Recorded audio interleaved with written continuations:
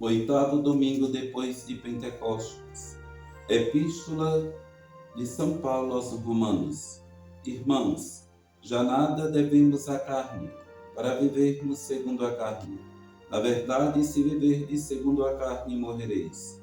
Se, porém, pelo Espírito derdes a mortes as obras da carne, vivereis.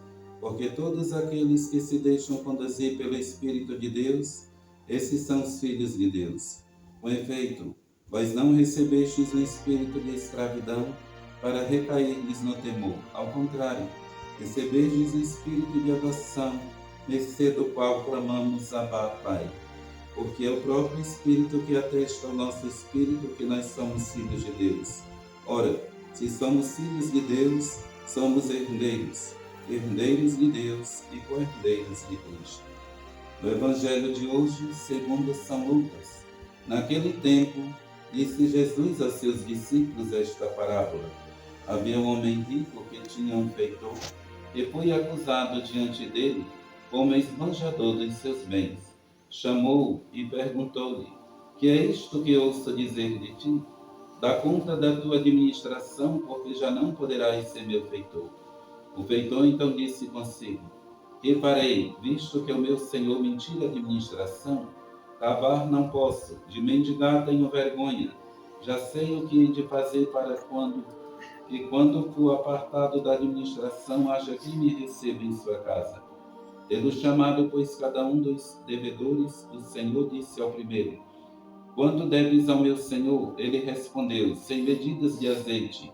Resposta do feitor: toma o teu título de calção, senta-te depressa e escreve 50. Depois disse ao outro: e tu, quanto deves? Ele respondeu: 100 alqueires de trigo. Resposta do feitor: toma o teu bilhete e escreve 80. E o Senhor louvou o feitor iníquo por ter agido prudentemente, porque os filhos deste mundo são mais hábeis na sua conduta com seu semelhante do que os filhos da luz.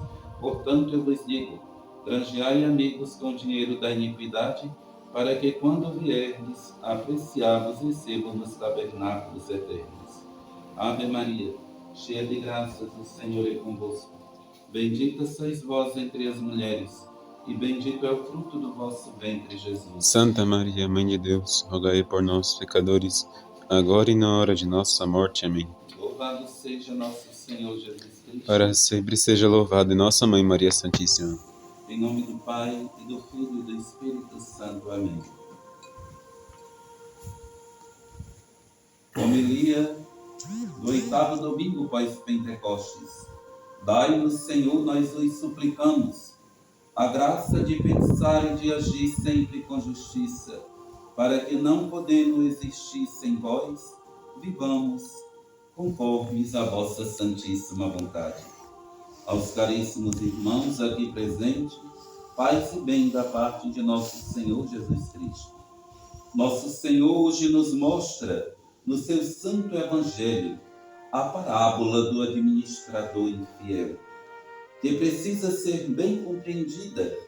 Não se trata de maneira nenhuma de aprovar a gerência desonesta. A lição está bem clara. Este fiel administrador, na sua infidelidade e na sua desonestidade com o patrão, procurou garantir o seu futuro terrível. E nós, com mais zelo ainda, devemos buscar a santidade a cada dia, a fim de assegurar para nós o futuro eterno e a felicidade que jamais termina. Nosso Senhor, no seu santo evangelho, nos deu a explicação moral desta parábola. Por que é que os filhos da luz não põem no bem essa inteligência e essa habilidade que os filhos das trevas põem no mal? Ninguém pode negar a audácia e a habilidade dos irmãos de José do Egito. Logo no início do Antigo Testamento, eles haviam percebido que o seu irmão José, menor, com a sua inocência e obediência, conquistara a preferência e o amor de seu pai Jacó. E além disso, profecias misteriosas no sono prediziam-lhes que um dia eles teriam de reconhecê-lo no futuro como príncipe e de depender até de um aceno seu. Por isso, despojando da túnica, primeiramente o esconderam numa cisterna. Depois, levaram a túnica ao pai, não sem antes havê-lo manchado no sangue de uma ovelha sangrada, e fizeram-lhe cair, e fizeram-lhe crer que uma fera tinha devorado o menino. Na realidade, o menino fora por eles vendido a mercadores. Nós que conhecemos esta história, aqueles que eu leio, que o levaram para bem longe, para o Egito. Tudo saíra bem, e assim os irmãos de José, dominadores da situação familiar, conseguiram enganar o seu pai Jacó. Porém, uma força muito maior do que eles, que foi a penúria da época, forçou-os a ir no Egito para buscar o grão e não morrer de fome.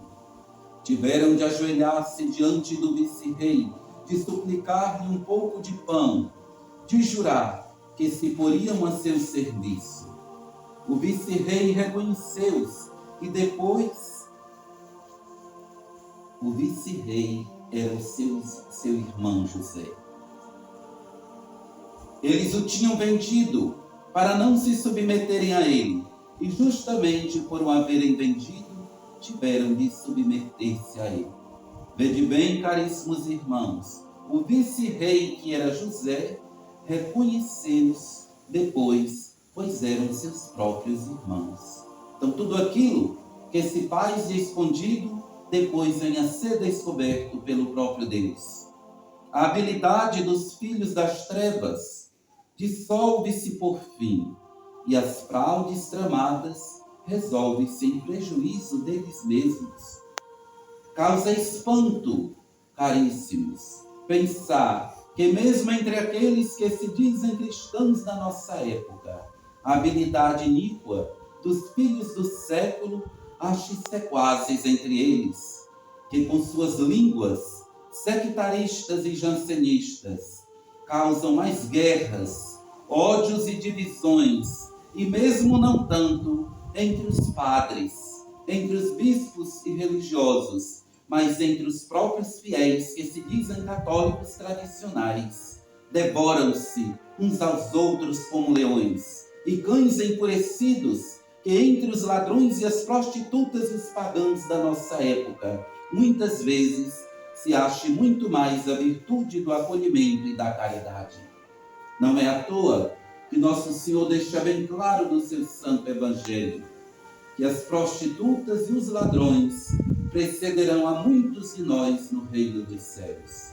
Satanás, com todo o seu poder e com toda a sua força, nunca trabalhou tanto na perdição das almas e de toda a humanidade, meus caríssimos, quanto ele tem trabalhado agora em nossa época, fomentando o ódio, o orgulho e a soberba, mesmo entre aqueles que se dizem verdadeiros cristãos. Nunca se viu tal crise na Santa Igreja e acredito que não haverá uma outra tão terrível como esta.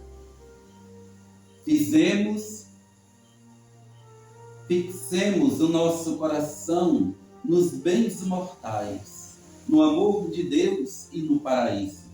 E quando baixarmos os nossos olhos para considerarmos as coisas do mundo, as honras humanas, os elogios, os prazeres da carne e as alegrias terrenas, tenhamos tudo isso como lixo.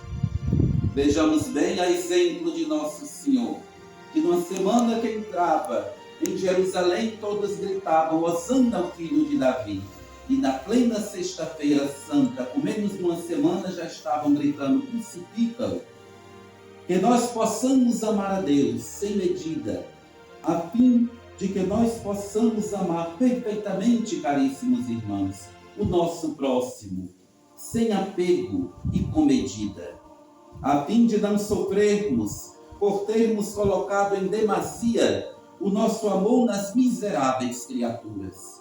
Diz São João da Cruz que jamais nada e nem ninguém satisfará o nosso anseio de paz e de felicidade, a não ser Deus. É por isso, e exatamente por isso, que se morássemos com os anjos aqui na terra e ainda vivendo nesta carne, esta língua peçonhenta que todos nós temos dentro de nossa boca, ainda falaria mal dos próprios anjos.